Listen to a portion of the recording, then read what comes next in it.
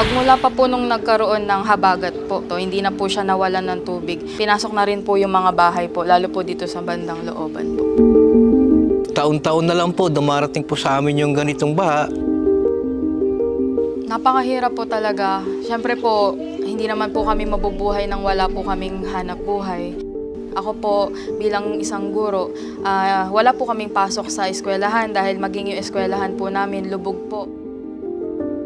Pagkayari po ng bagyo, dumating naman po yung baha, naubod ng taas ang tubig. Kung iisipin, paano mo kakayanin yung ganong sitwasyon?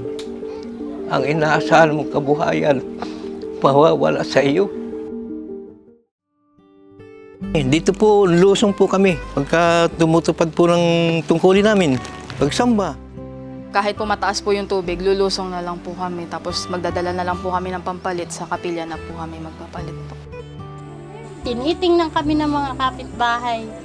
Sasamba ba kayo, tita? Kahit baha. Siyempre, wala namang araw na hindi kami sasamba pag kailangan eh. Malimit kasi lumalakad kami dito hanggang leeg talaga. Pero masamba pa rin kami. Hindi kami naadlangan ng baha-baha na yan. Nabalagi kami sa pagsunod, nabalagi kami sa pagtupad.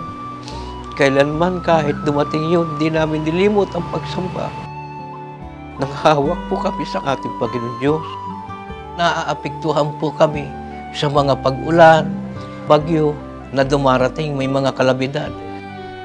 Awa po ng Diyos, ako, ang aking asawa at ang aking mga anak, hindi po pinabayaan ng Diyos.